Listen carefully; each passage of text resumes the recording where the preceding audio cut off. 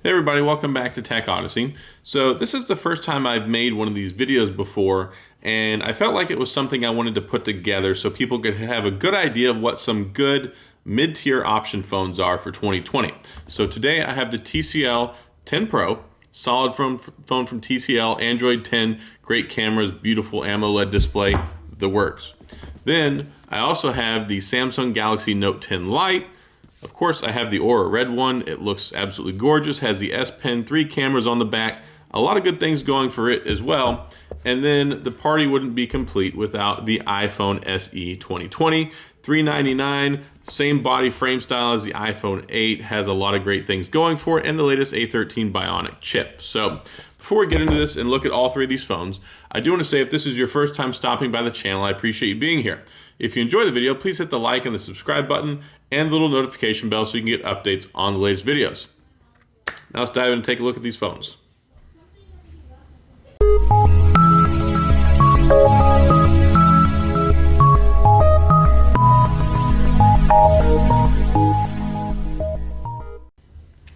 All right, so the first one I want to talk about is the Note 10 Lite. Now, I've reviewed all three of these phones, this one most recently, and is probably my favorite of the three. It's got all the wonderful features that the Note has, including the handy-dandy stylus, and you can pick it up for less than $500. It runs about $480. I got mine off of eBay for like $479. It comes in two different models, either 6 gigabytes of RAM or 8 gigabytes of RAM.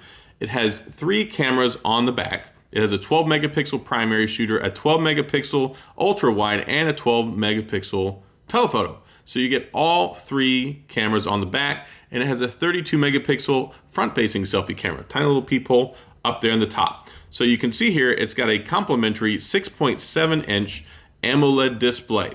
You know Samsung, they make great screens. This is just on par with the rest of them. Now, one interesting thing about this is the cameras look really good. Now, normally with Samsung, you get kind of the oversaturated camera appearance, but this one, they toned it down a little bit, and I like it. It's running the latest Android 10. Basically, it's Samsung's version with One UI 2.1, 128 gigabytes of internal storage. It has the capacity to put an SD card in here for additional storage, and it just looks nice. It comes in 3 different colors. You can get it in the Aura Glow, which is kind of that rainbowy looking reflective effect. You can get it in Aura Black, and then in this Aura Red color, which I happen to think is the best looking color that they put on a phone before. It just looks so nice. 128 gigabytes of internal storage. Like I said, 2 different size options for the RAM, 6 or 8 gigabytes, and a 4,500 milliamp battery. Now, that sounds good on paper. The only complaint I have is that with this Exynos processor in here, it doesn't get as good a battery life as you would expect. Like if you told me that you had a 1080p resolution screen with a 4,500 milliamp battery, even though it is 6.7 inches, I would kind of think 7.5, 8 hour maybe screen on time. I'm barely squeaking out 6 hours of screen on time with this thing, but I also leave it kind of around the 85% brightness mark. I don't do adaptive brightness, none of that stuff. So I don't really do any battery saving measures, and it squeaks out between 5.5 and 6 hours. And then it's pretty much dead as a doornail. So, I mean, there's that. USB-C charging on the bottom, and along with the single downward firing speaker. It doesn't do the dual speaker thing, so this is just a handset speaker up top. But I really enjoy it. It's a really nice experience. Just so you can get an understanding, it has the exact same processor that the international model of the Note 9 did. So basically, it's about a year and a half old now processing power-wise, but this came out, I got to see it at CES in January back in Vegas, and I totally fell in love with it. It's got a metal frame, but it's got this material on the back. Let me go ahead and take the case off so you can get a better look. So it's not Gorilla Glass. It's made out of, it's called Glastic on the back. It's like a glass and plastic fused together. Makes it nice and durable, a little bit lighter, but I guess it's just something fancy that they wanted to do. Takes really good photos, and overall, I've really been impressed with it. Plus, of course, you get all the S Pen features. Now, it doesn't do the air gestures like the other S10 ones, the Note 10 series does, but it's still the same. You can still open up the camera app. You can use it to flip the screen around, to take selfies, to start videos, to take pictures, all that good stuff right on the screen, you name it. It's a very versatile phone, and you can pick it up for less than $500, which is pretty darn good considering normally Notes are like $1,000, $1,100. So this one right here has a nice spot on my top 3 best phones for under $500 in 2020. So definitely worth checking out. Now let's go ahead and talk about the iPhone. All right, so the iPhone SE 2020 has a lot of great things going for it. 12 megapixel single camera on the back, does your portrait shots. It takes really good photos actually, and they look very natural. They don't look as kind of yellowishy, too warm like some of the other iPhones, but you can tell the difference between this and a Samsung any day of the week because it's not super saturated. They go for the realistic look.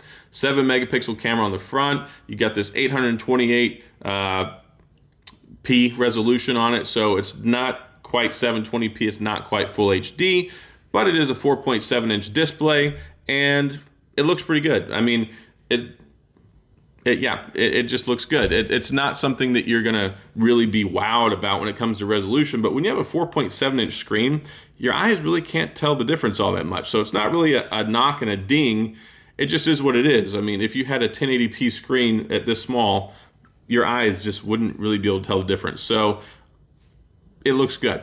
Now, 3 gigabytes of RAM, 64 gigabytes of internal storage. Of course, you can go up 128, go up even higher than that. It's going to increase the price.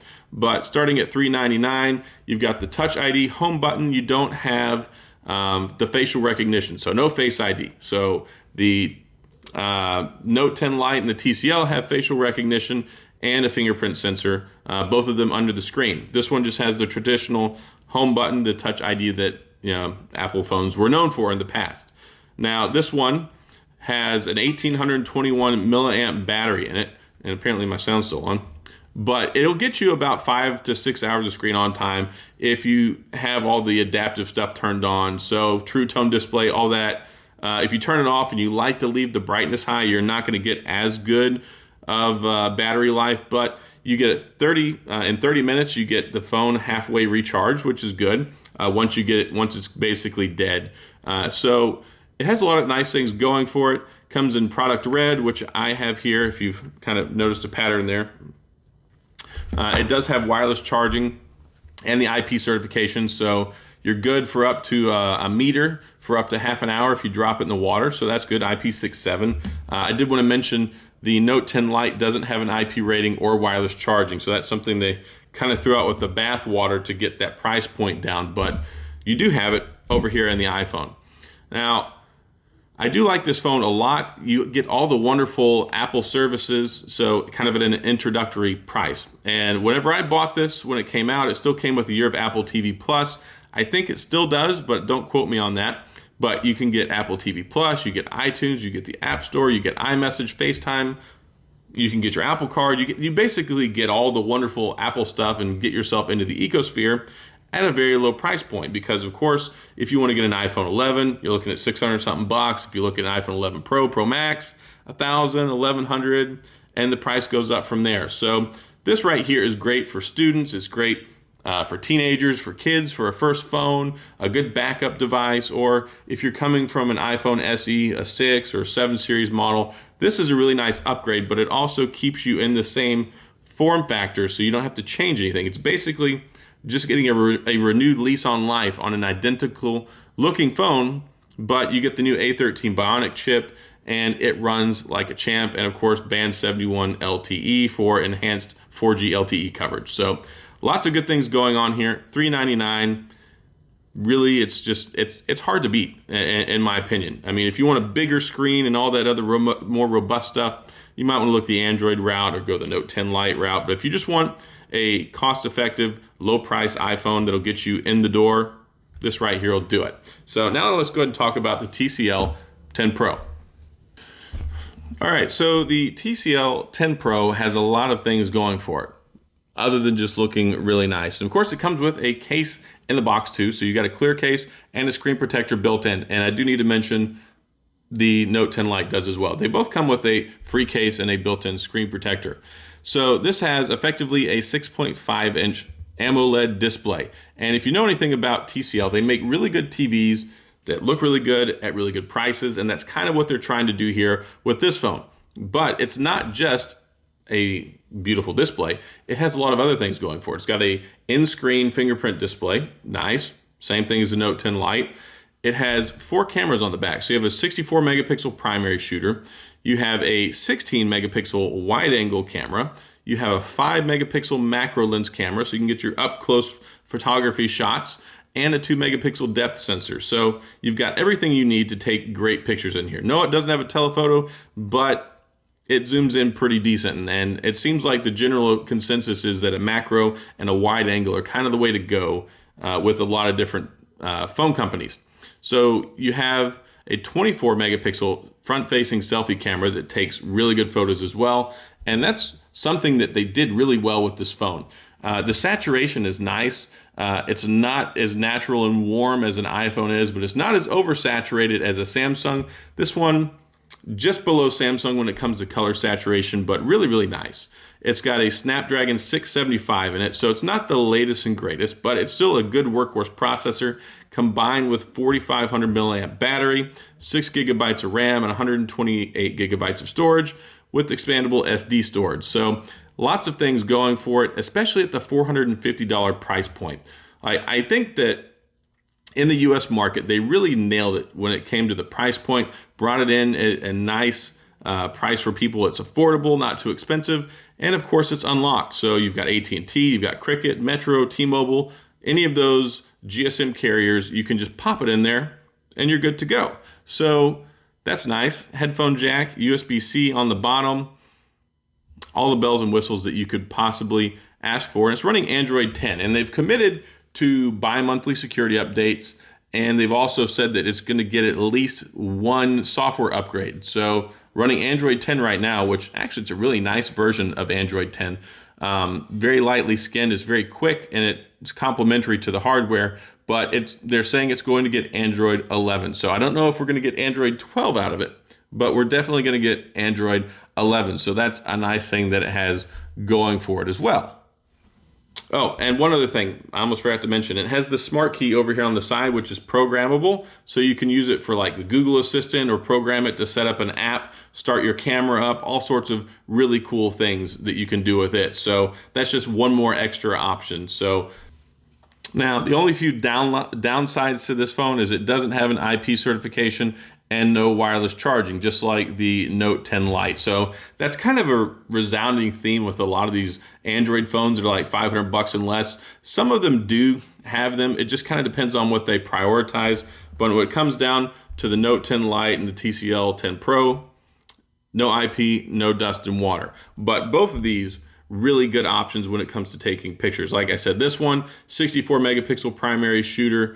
This one right here also has the 12 megapixel primary shooter, but don't be fooled by the megapixels. Megapixels are nice, but what it boils down to is the sensor that's in the camera. And both of these, they have really good cameras. And this one right here has the telephoto. So if you want a wide screen, if you want a wide angle and a macro, go with this one. If you want a wide angle and a telephoto, go with this one. And I also forgot to mention in-screen fingerprint sensor, if I didn't say that earlier. So that's it for the TCL 10 Pro. All right, so that's all I've got on my video of the best phones of 2020 for under $500. Yes, there are some cheaper ones. There's so many more that are out there, but I think if you're looking around the $450 price range, the TCL 10 Pro, then we've got the iPhone and the Note 10 Lite. You can't go wrong with any of these three phones. Great software, great hardware, great value, and a good brand name behind each one of them. And they should last you for a while. I mean, you're going to get 2 or 3 years out of these phones, no problem. So it just kind of boils down to what you want. Do you want to have the stylus and the really big screen on here with the 3-camera setup? Do you want all the wonderful Apple services along with the nice camera setup, the longevity, and the A13 Bionic? There's a lot of stuff going on there for $399. And then with the TCL 10 Pro, yes, it's not quite as well known yet as these other ones, but the cameras are compelling, the smart key on the side, the beautiful AMOLED Next Vision display, HDR10.